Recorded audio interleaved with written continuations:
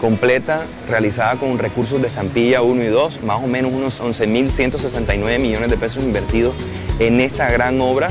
Está en un porcentaje ya de avance más del 50%.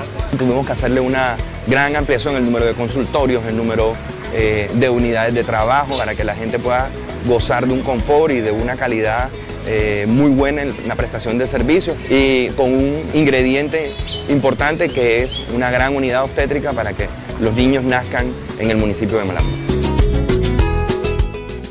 Es una excelente noticia, no tanto para este sector, sino para los sectores aledaños y pueblos aledaños, que se pueda contar con un hospital que esté totalmente implementado. Los médicos, enfermeras, de eso también se ha dotado el hospital para que puedan prestar un mejor servicio a la comunidad. Para nosotros ha sido o va a ser un orgullo, y mucho más aún para toda la banda oriental, que va a ser un auge total y un beneficio para Malambo y para toda la banda oriental.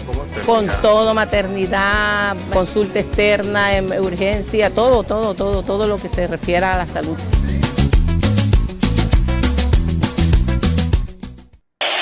¡Qué partido tan emocionante! ¡Qué final! El penalti que define al campeón de la salud. Vamos, Teo, acabemos con ese mosquito transmisor del dengue. Va a patear Teo, va a tirar, tiro. ¡Golazo! Y ustedes también pueden ser campeones. Juntos eliminemos el dengue. Sigue las siguientes recomendaciones que te da la Gobernación del Atlántico y la Secretaría de Salud. Evitar los recipientes con agua estancada. Renovar el agua de floreros y bebederos de mascotas. Deshacerse de los objetos que puedan acumular agua al aire libre. Usar repelente, espirales y mosquiteros. Y ante la presencia de fiebre, dolores de cabeza, articulaciones o musculares, cansancio, erupciones en la piel, es necesario acudir al centro de salud más cercano. Una campaña de la Secretaría de Salud del Atlántico. Malambo Radio presenta Salud y Bienestar Social, un programa que busca educar a la comunidad para fortalecer y mejorar su estilo de vida.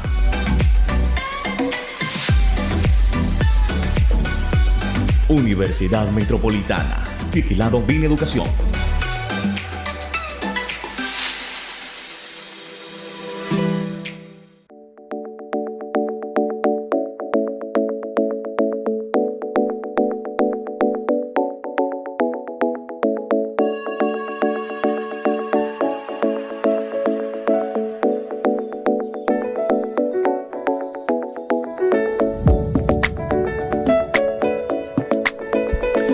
Hola, muy buenas tardes, bienvenidos una vez más a su programa Salud y Bienestar Social por malamboradio.com, y no podía ser otra que la mejor, nuestra querida universidad, la Universidad Metropolitana de Barranquilla.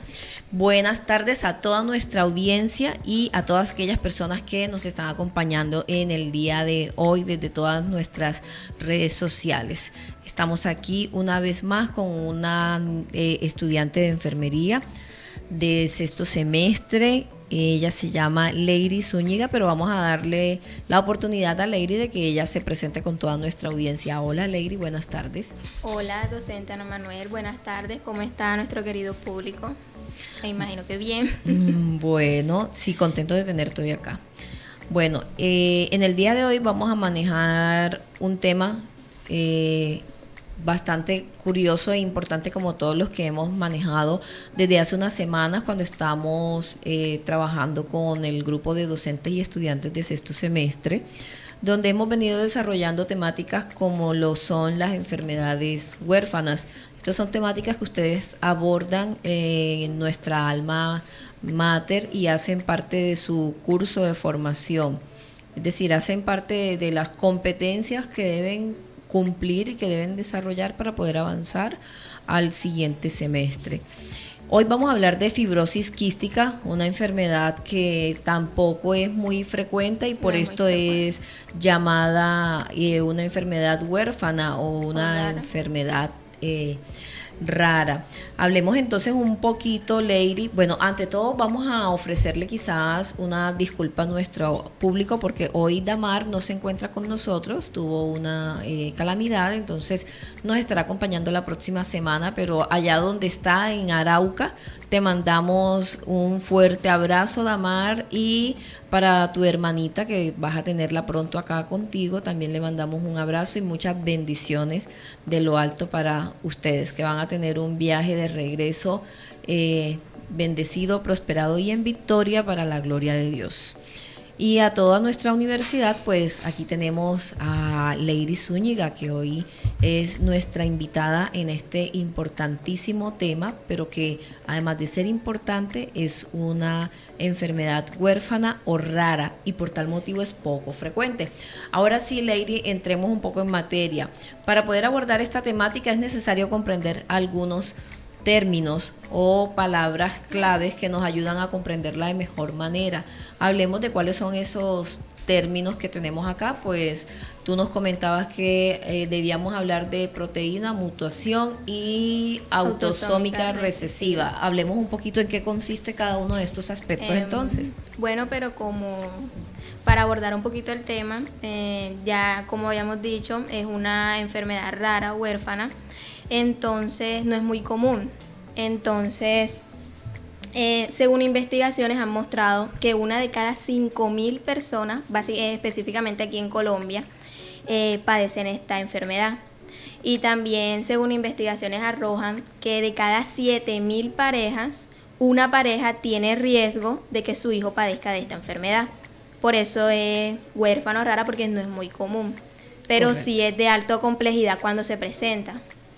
Correcto, así es. Ella nos habló de unas estadísticas y vemos que de acuerdo a la incidencia de la enfermedad, no es una enfermedad que se presente con mucha frecuencia, lo que la ubica dentro de las enfermedades poco comunes o huérfanas, o bien llamadas también enfermedades raras. Ahora sí, hablemos un poquito de esas palabras claves, y decimos palabras claves porque a lo largo de toda la temática las vamos a encontrar y se hace necesario entonces hablar de esta terminología para comprender mejor el tema que vamos a desarrollar. Exacto, porque más adelante se van a tocar estas palabritas, entonces para entender mejor el tema. Encontramos la primera palabra, que es proteína, que estas son moléculas formadas por aminoácidos que están unidos a unos enlaces, que estos enlaces son conocidos como enlaces peptídicos. La segunda palabra, que es mutación, de mutar, que es el cambio al azar o la secuencia de nucleótidos o la organización del ADN de un ser vivo. Y como tercera palabra tenemos la autosómica recesiva, que esta es cuando una persona presenta 2 copias de un gen anormal. Por eso su hijo nace con esa enfermedad. Ok, muy bien. Entonces, ya para entrar un poquito más en materia y considerando los términos que hemos abordado ahorita, vamos a darle a nuestra audiencia una definición de qué es, en este caso, la fibrosis quística. La fibrosis quística es una enfermedad genética de herencia autosómica recesiva que afecta principalmente los pulmones, pero que a menor medida también va afectando otros órganos, como el páncreas, los intestinos, el hígado. Por eso no es una patología pulmonar, sino es un trastorno sistémico, porque, como lo dice la propia palabra, trastorno sistémico, va avanzando, no solamente de los pulmones, sino que también se va yendo a otros órganos. Es decir, es progresiva. Exacto. Y termina afectando otros órganos, por eso la palabra sistémico.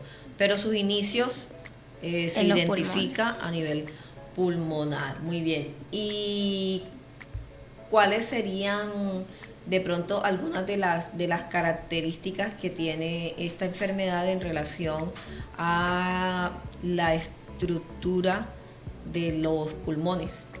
Porque presenta una mucosidad o es espesa, se presenta dentro de los pulmones. Por eso es que se dan los signos y síntomas que vamos a ver más adelante. Muy bien. ¿Y cuál podría ser entonces la clasificación de este trastorno? Esta presenta 3 clasificaciones. La primera es según la gravedad pulmonar. Como esta es la principal, sería según la gravedad pulmonar leve, moderada o severa. La segunda sería por la afectación pancreática, ya que este es el segundo órgano que afecta, el segundo órgano, sí, habitualmente que afecta. Sí sería insuficiencia e insuficiencia pancreática. Y el tercero, que es según las mutaciones, en función de la alteración del origen de la proteína CFTR, que ese gen es el encargado del canal epitelial del cloruro. Más adelante lo vamos a entender en las causas, por qué se da esta enfermedad, cuál es la causa de esta enfermedad. Ok, muy bien. Hablemos entonces un poquito, Lady, de cuáles son esos factores de riesgo que pueden preceder el desarrollo de la enfermedad. Como ya lo dijimos desde un comienzo, es hereditario. Por lo tanto, serían 2 factores de riesgo. El primero, por los antecedentes personales. Si los padres portan este gen, los hijos van a salir con esta patología. Y el segundo factor de riesgo, por investigaciones se dicen que las personas de raza blanca tienen más probabilidades, más riesgo de padecer esta patología. Más que todo como en Europa y por allá hay cosas así. Ok, o sea que de alguna manera el factor herencia en este tipo de enfermedades sí, es el principal. Juega un papel importantísimo. Ok. Bueno, ¿y cuáles podrían ser algunos de las manifestaciones clínicas que se pueden llegar a presentar para el desarrollo de esta enfermedad? Esta se manifiesta en los lactantes porque nace, enseguida el niño nace ya presenta la patología, entonces serían los lactantes de forma respiratoria, como afecta a los pulmones, a nivel digestivo, a nivel intestinal. O sea, lactantes se presenta una mucosidad a nivel del intestino y a nivel de digestivo, respiratorio e intestinal.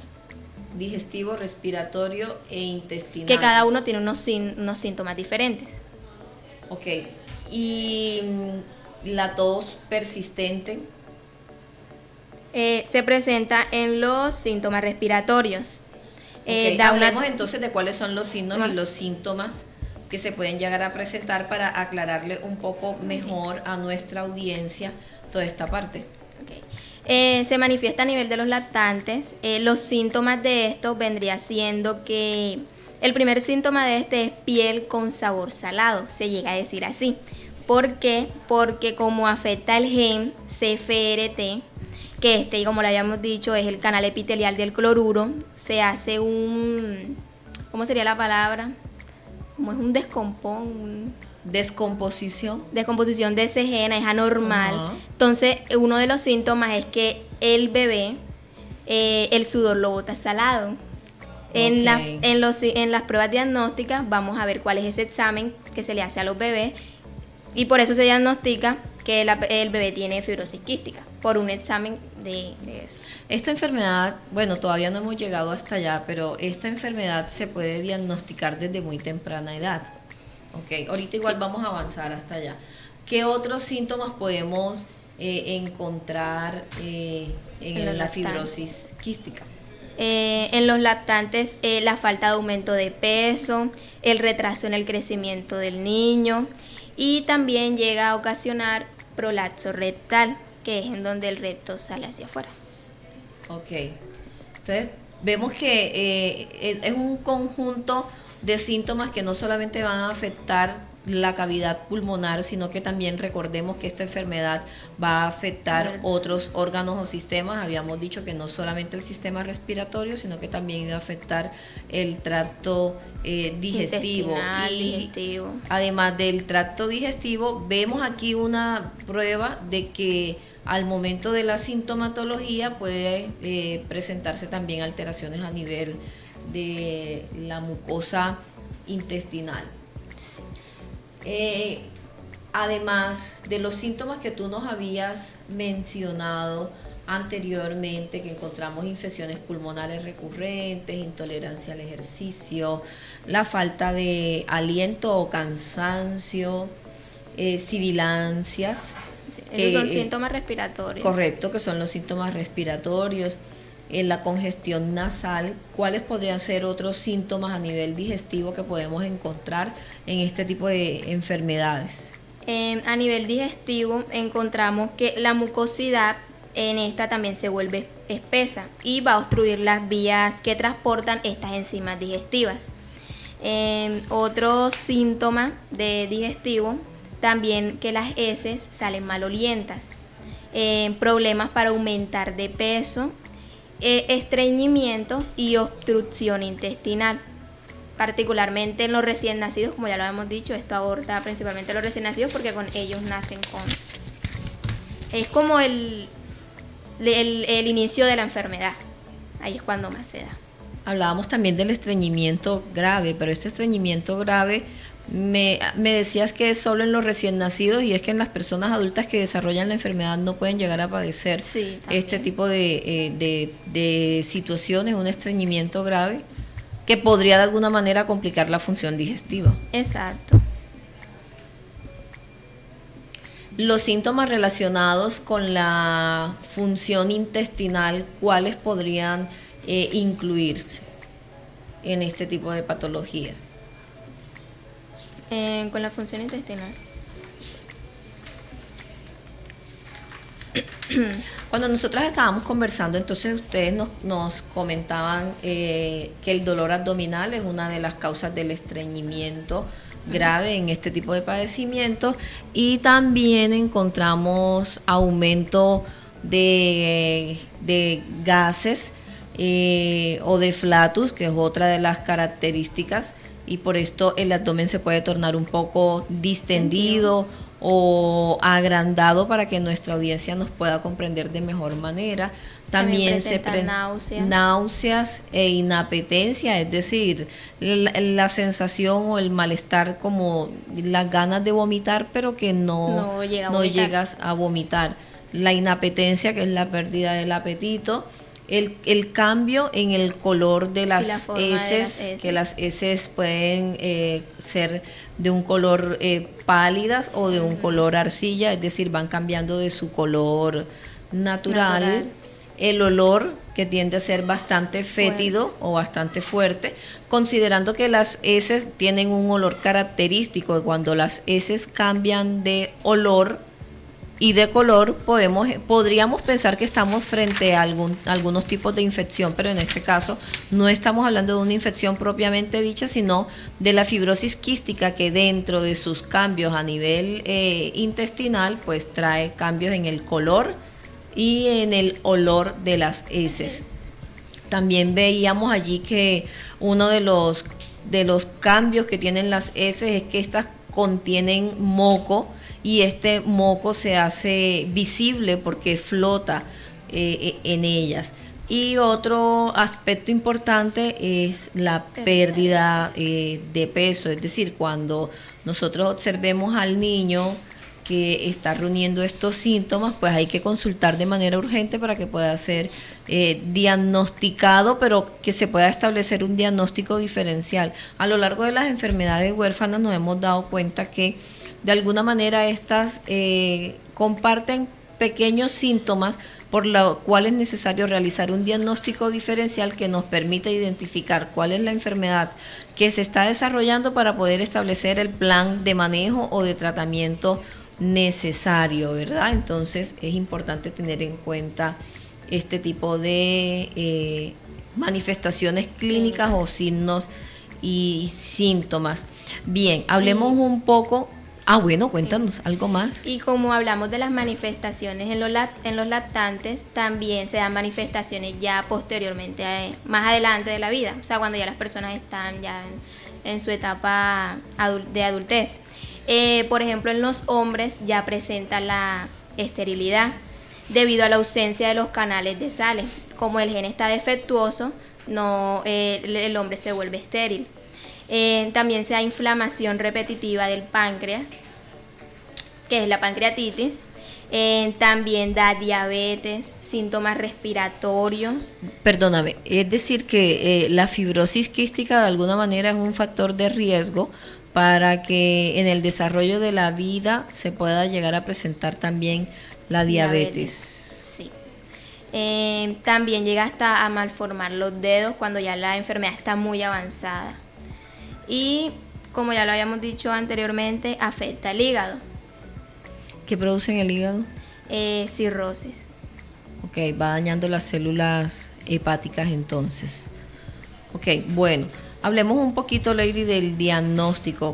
¿Cómo se debe realizar el diagnóstico diferencial de esta enfermedad? Se dan unas pruebas diagnósticas. Para esta fibrosis quística, sí, se incluye la extracción de muestras de sangre. Para pruebas genéticas o la realización de la prueba del sudor, como le dije anteriormente en la de los signos y síntomas del lactante, que el bebé, el sudor es salado, se dice así. En la prueba de sudor se mide la cantidad de sal del sudor de la persona. Cuando la cantidad de sal es alta, ahí es cuando ya dan el diagnóstico que es fibrosis quística. Porque como el gen que se afecta es el CFTR, y este es el canal epitelial del cloruro de sodio, entonces se elevan se eleva la cantidad de sal del cuerpo, entonces sale por el medio del sudor. Por eso es que diagnostica fibrosis quística. Pero esa es la única prueba diagnóstica que se realiza para poder dar un diagnóstico definitivo de la fibrosis. No, también se da un análisis de muestras de sangre para detectar los niveles anormales de una sustancia química del páncreas llamada el tripsinógeno inmunorreactivo. ¿Qué más? ¿Qué otras pruebas de pronto complementarias se podrían hacer para llegar al diagnóstico de la fibrosis quística? Como lo hablamos a nivel respiratorio, también se puede hacer pruebas diagnósticas como RX de tórax. Exacto, RX de tórax. Para poder analizar o poder mirar de alguna manera cómo se encuentran la estructura pulmonar con todos sus componentes, broncos, bronquiolos y alveolos. Y en relación a la parte digestiva, de pronto alguna prueba que realicen para mirar cómo está la parte digestiva. Pueden hacer una endoscopia. Ok. Bueno, ¿cuándo podemos nosotros sospechar que una persona está frente a la enfermedad fibroquística? Se sospecha que se está ante esta enfermedad debido a la frecuencia que se presentan las infecciones pulmonares, ¿verdad? Estas infecciones tienden a ser recurrentes debido a la mucosa que hay en las vías respiratorias, que es más espesa de lo normal. Se sospecha cuando el niño probablemente tiene una tos persistente, que empeora con los resfriados, debido a que las secreciones de los pulmones permanecen en las vías respiratorias más tiempo de lo normal. Es más probable que éstas se infecten, aumentando la posibilidad de contraer neumonía o bronquitis. Y con el tiempo estas infecciones pulmonares tienden a dañar los pulmones. Ok, bueno, hemos hablado un poco de toda la parte médica, ¿verdad? Que tiene que ver con la fibrosis quística, pero nosotros como profesionales de enfermería tenemos una función importante y es que la labor de nosotros es cuidar. Ahorita cuando regresemos, después de unos comerciales, vamos a hablar de cuáles son los cuidados de enfermería que se deben tener con este tipo de pacientes. Entonces, en un minutico ya volvemos.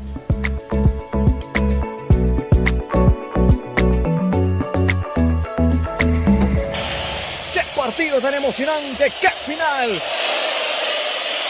El penalti que define al campeón de la salud. Vamos, Teo, acabemos con ese mosquito transmisor del dengue.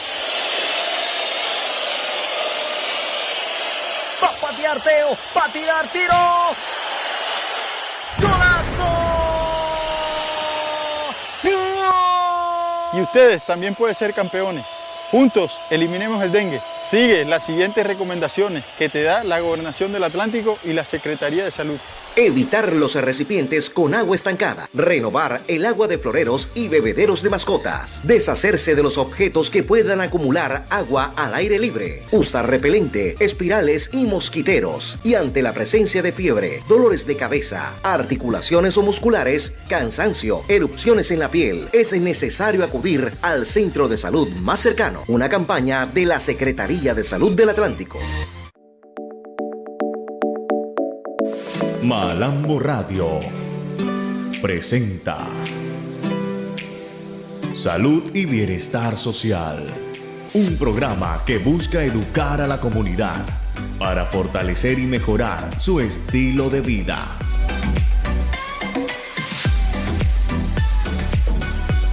Universidad Metropolitana, vigilado Mineducación.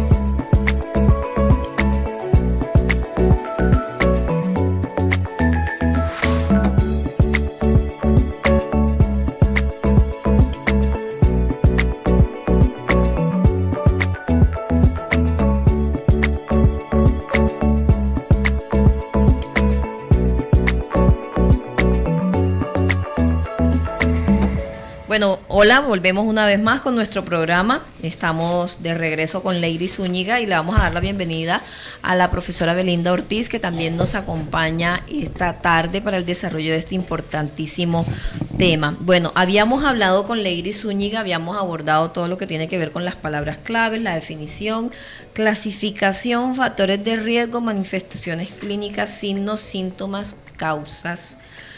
Hablamos también del diagnóstico, hablamos de cómo saber si se padece de esta enfermedad. Ahora vamos a hablar un poco sobre cuáles son esos cuidados de enfermería que debemos tener con los pacientes que padecen de esta enfermedad. Sí. Nuestras acciones de enfermería corresponden a mantener permeables siempre las vías respiratorias del paciente. Como ya sabemos, es un moco o una espesidad que hay dentro de los pulmones y entonces ellos van a estar siempre con la expectoración o la tos y no pueden respirar bien. También hay que estar auscultando el tórax para estar pendiente de los sonidos de los ruidos respiratorios, porque se presentan secreciones, entonces hay que estar pendiente de las características de los ruidos respiratorios. Evitar alimentos que puedan provocar la distensión abdominal, como ya lo dijimos, hay manifestaciones abdominales. Observar las reacciones adversas si los pacientes están tomando algún medicamento. Ya sabemos que hay que estar muy pendiente de eso, es uno de nuestros correctos de enfermería. Cuando el niño, como ya lo habíamos dicho, se presentan los lactantes, entonces si el niño no puede respirar muy bien, colocarlo en una adecuada posición. Emplear medidas apropiadas para el control de infecciones si se presentan, porque estas personas tienden a presentar infecciones, más que todas respiratorias. Más que todo también enseñarle las medidas de protección a los padres o a los cuidadores de estos niños, porque como ya sabemos, los niños no van a estar pendientes a eso, no saben, son muy pequeños, entonces los que tienen que estar al cuidado de ellos son los padres o los cuidadores. El niño nunca debe dejar de tomar líquidos, siempre tiene que estar hidratado, porque de pronto él no tolera la comida porque se siente muy mal o algo, entonces no dejar de darle líquidos, por lo menos que esté hidratado. Ok, bueno, ella nos está hablando de todas las intervenciones de enfermería necesarias para hacer un abordaje completo de este tipo de pacientes. Bien, ahora hablemos un poco del tratamiento, pero vamos a aclarar que no vamos a manejar el tratamiento farmacológico porque somos profesionales de enfermería y no estamos autorizados para medicar y mucho menos utilizar este medio informativo para fomentar quizás la mala interpretación o fomentar la automedicación. Vamos a hablar del tratamiento no farmacológico, en qué consiste este tratamiento y de qué manera también como profesionales de enfermería podemos coayudar en la recuperación o por lo menos en los cuidados paliativos de este tipo de pacientes. Cabe resaltar que la fibrosis quística no tiene cura, lamentablemente. Entonces se hace tratamiento a los síntomas que presenta la persona. Entonces, por ejemplo, si la persona tiene síntomas respiratorios, que es el más común, se hace fisioterapia respiratoria, ejercicio físico, fisioterapia respiratoria por vía oral o inhalada o intravenosa, según se precise. A nivel digestivo nutricional, se dan unas enzimas pancreáticas o suplementos o vitaminas, dependiendo de la persona. De la terapia proteica, dirigida a la proteína, específicamente CFTR, potenciadores y correctores, en la actualidad está comercializado para nuevas mutaciones de apertura en el canal. Se pueden dar también tratamientos quirúrgicos, por ejemplo, la extracción del pólipo nasal. El médico podría recomendar una cirugía para extraer estos pólipos y no obstruir la respiración. Una endoscopia y lavaje, ya que con un endoscopio es posible succionar la mucosidad de las vías respiratorias. Cirugía intestinal, si se obstruye el intestino, como ya habíamos dicho anteriormente, se dan unas manifestaciones a nivel intestinal. Y ya en última instancia, cuando ya está muy avanzada la fibrosis quística, optan por el trasplante de pulmón, que no es muy común y no siempre es beneficioso. Y cabe resaltar que no porque sea el trasplante de pulmón ya no va a padecer la fibrosis quística. Siempre tiene que seguir con sus consultas y sus especialistas, porque puede volver a recaer la persona, que no es lo correcto. Además, estamos viendo que desde el inicio del programa hablábamos que la fibrosis quística es una enfermedad que termina siendo sistémica, profe Belinda, entonces multiorgánica. Entonces, al momento de hacer el trasplante de pulmón, solamente de alguna manera se estaría beneficiando los síntomas pulmonares. Pero ¿qué hay de los otros órganos o sistemas que ya han sido afectadas por la fibrosis? Entonces es importante que toda la audiencia conozca esto. Por eso hablábamos también de un manejo de paliativo más no curativo, teniendo en cuenta que es una enfermedad rara o huérfana, no tiene cura, se manejan los síntomas, pero no va a tener cura, ¿verdad? Sin embargo, con el manejo paliativo de la enfermedad se puede fomentar la calidad de vida en el paciente. Ok, muy bien. Bueno, todas estas enfermedades hemos visto en los programas anteriores que ellas tienen una normativa que las rige, encontramos algunas fundaciones, encontramos entidades que de alguna manera han generado acciones en pro de mejorar la calidad de vida de estos pacientes. Lógicamente que la fibrosis quística no es la excepción. ¿Cuál podrían ser esa normativa que aplica para esta enfermedad y cuáles son los beneficios que de alguna manera tratan de dar a los pacientes estas fundaciones o estas personas preocupadas por mejorar la condición de vida de quien padece fibrosis quística?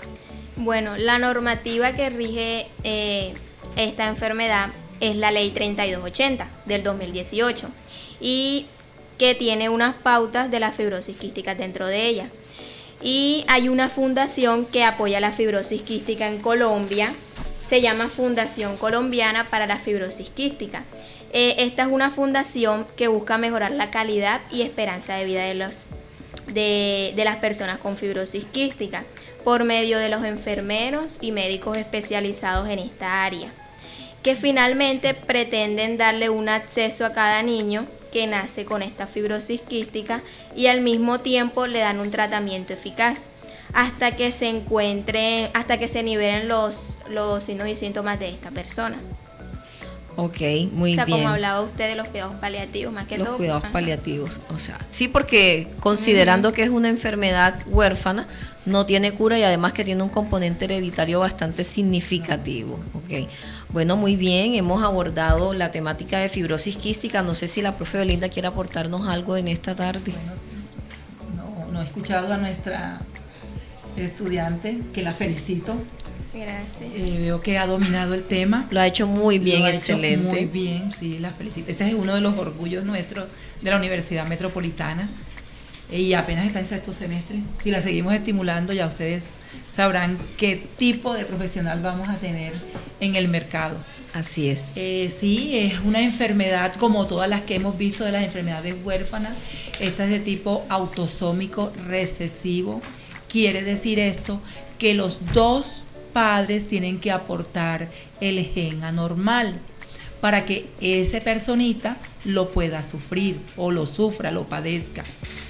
Esta enfermedad no tiene que ver ni con clase social ni con raza, pero se da un poco más en la raza blanca que en la asiática y que en la negra. Y nosotros estamos ahí, mestizos. Por eso Colombia tiene un alto porcentaje de estos pacientes.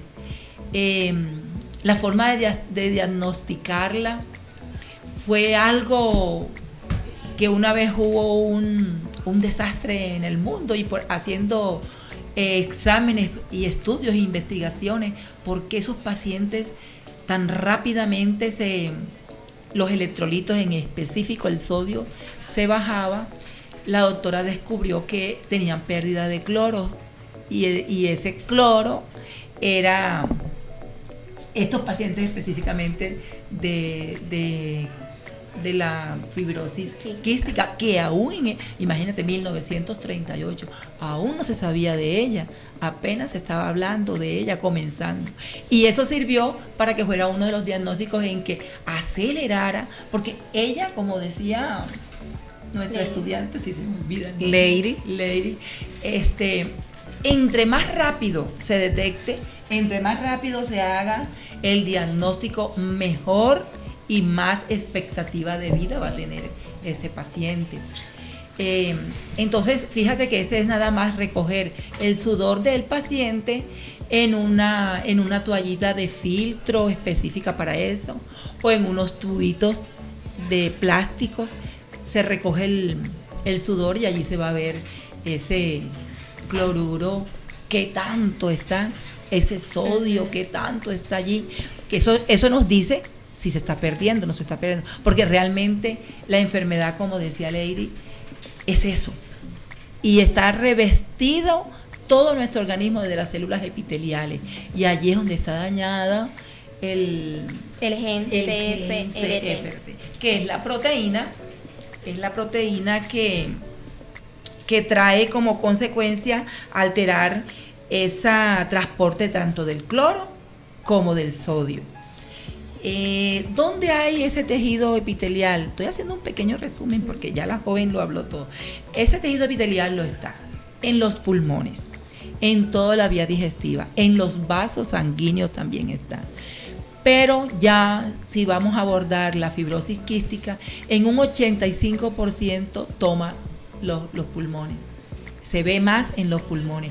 ¿Qué hay allí? ¿Cuáles serían los signos? Como decía Lady, abundante tos, abundantes secreciones, y no son secreciones suaves, son secreciones espesas que ahogan, entre comillas, ahogan al mismo paciente con esa secreción. Por lo tanto, si se le detecta a tiempo la enfermedad, pues más rápidamente se le va a ayudar. Pero también lo hay a nivel del digestivo. Y allí entonces observamos que no tiene una buena absorción. La comida que él se nutra, que ingiere, él no va a absorber los suficientes nutrientes que tienen sus alimentos que él consuma. Por lo tanto, entonces también viene el retardo del crecimiento y retardo del desarrollo también en el niño, pero por nutrición. El páncreas también está revestido de esta célula epitelial, entonces también se ve afectada. La glándula sudorípara. Las glándulas sudoríparas. Nacen los niños, muchos, cuando en vez de tomar más esa enfermedad, el pulmón toma las vías digestivas, nacen con perforaciones y hay que colocarles entonces una colostomía, o sea, abordar el intestino hacia el exterior para que por allí pueda hacer sus deposiciones el niño. Eso también retrasa al niño. Y sería como una quizás de las complicaciones que se puede llegar a presentar cuando es digestiva. Allí tomó más el porcentaje digestivo. Y el cloro y el sodio siempre se van a estar perdiendo, por lo tanto va a haber hiponatremia, ¿verdad? El paciente siempre va a estar complicado. Por eso nos decía Lady que tenía que el niño estar consumiendo muchos líquidos para mantenerlo hidratado. Correcto, mantenerlo hidratado, sí señorita. Así es. Y las secreciones, fluidificarla. Luego viene entonces una cirrosis en ellos también, hay esteatorrea. O sea, usted observe las deposiciones de su hijo, de los niños, y tiene como grasita. Enseguida, pila, vamos al pediatra y vamos a consultarle y vamos a mostrarle lo que vimos en las deposiciones de ese niño. Es altamente desgastante tanto a los cuidadores también como al equipo multidisciplinario. Es una enfermedad multisistémica, multiorgánica. Como decía Lady, la fundación que existe debe ser multidisciplinaria porque tiene que estar la fisioterapeuta, tiene que estar la psicología. Socialmente ellos también se ven afectados porque no pueden hacer las actividades que hacen los demás niños. Tiene que estar nutricionista, tiene que estar el endocrinólogo pediatra. Es bastante amplio. El neumólogo pediatra también tiene que estar allí. Y todos unen y entre ellos hacen el esfuerzo y es como salen adelante. Pero como les digo, entre más rápido se haga el diagnóstico, más años de supervivencia va a tener este niño. Porque en otros países, en otros países hasta llegan a tener 40, 45 años de vida. En Colombia, porque estamos en ese proceso, alcanzan a tener a veces hasta 16, 18 años de vida. Pero vemos que se ha mejorado bastante. El porcentaje en razón al tiempo de vida no es muy amplio, ¿no? Claro que ha mejorado en relación a lo que se manejaba anteriormente, a diferencia de las otras enfermedades huérfanas que hemos abordado acá en este set con ustedes, que el tiempo de vida o el pronóstico de vida de la persona puede ser un poco más amplio, porque cuando vimos Huntington, vemos que son personas que viven muchísimo tiempo. Cuando vimos 50 años, o sea que alcanzan siempre a tener un tiempo de vida amplio. La semana pasada que tuvimos la oportunidad de trabajar con la enfermedad de se me escapó. Artritis idiopática juvenil también es una enfermedad que tiene un pronóstico de vida bastante amplio y pueden llevar una vida relativamente dentro de lo normal atendiendo sus crisis, pero esta vemos de todas las que hemos manejado que tiene un pronóstico de vida un poco más corto en relación a las que hemos manejado anteriormente. Bueno, aquí se puede hacer, porque hay siempre que dejarle a la comunidad prevención primaria. Esta prevención primaria se basa exclusivamente en una consejería genética. Lo que hablábamos hace unas semanas, que debería hacerse. Toda pareja que quiera tener familia debe hacerse la consejería genética, pero antes de buscar ese embarazo. Pero aquí lo hacemos a lo contrario, profe, ya lo habíamos visto. Aquí cuando ya estamos en el embarazo es que vamos a buscar todas las cosas habidas y por haber, y debe ser antes de y no durante. Es correcto. Sí, yo estuve leyendo que según investigaciones, cuando los padres que son portadores de este gen están informados de esta patología, y como ellos están muy informados, no quieren que su hijo nazca así, entonces recurren a ese procedimiento de seleccionar el embrión, algo así estuve leyendo, y para que el niño no nazca con ese gen deformado. Y esta enfermedad también ha sido furor en todo el país, porque ya hasta salió una película que se llama A 2 metros de ti. Trata específicamente de la fibrosis quística, de dos jóvenes que están entre los 17 a 20 años de edad, que tienen esta enfermedad y básicamente viven casi como hasta los 30 años en el hospital, pero ellos querían estar unidos, pero no podían, porque las enfermeras le decían que si ellos tenían que estar a 2 metros, porque si se juntaban un poquitico podían pescar bacterias el uno del otro, y ahí es cuando se dan infecciones y todo eso, entonces se tiende a la enfermedad a ser más grave. Entonces, ¿cómo ha revolucionado la enfermedad? Que hasta ya sacaron una película de eso. Bueno, pero qué bien importante el aporte que nos trae Leiry, así que invitamos a toda nuestra audiencia para que puedan buscar por el canal de YouTube la película A 2 metros de ti, puedan comprender un poco mejor la historia de la fibrosis quística. También la pueden encontrar entonces en Netflix, no le estamos haciendo propaganda ni a YouTube ni a Netflix, simplemente que son canales en los que se puede encontrar la película, y esta nos va a servir mucho para poder comprender un poquito mejor. Me imagino que ustedes durante su desarrollo curricular en esta temática también quizás hicieron un abordaje de la temática. Sería interesante poder ver la película entonces.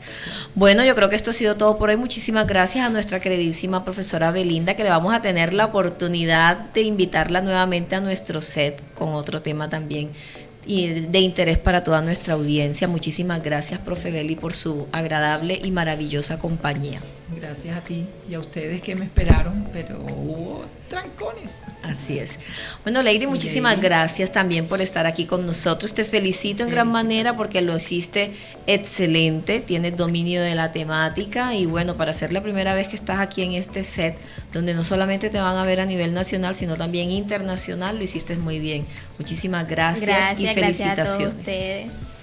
Bueno, y a toda nuestra audiencia ha sido un placer poder contar con todas ustedes. En el día de hoy enviamos un saludo muy especial a todas las personas que estaban súper conectados con nosotros. Josin Arley, Alejandra Lugo, Venus Martínez, Andrés Anguila y Mar del Sol. Muchísimas gracias a todos ustedes. Los esperamos la próxima semana con una emisión más de nuestro programa Salud y Bienestar Social por malamboradio.com, y no podía ser otra que la mejor de todas, la Universidad Metropolitana de Barranquilla. Bendecida tarde y excelente fin de semana. Nos vemos. Chao, chao.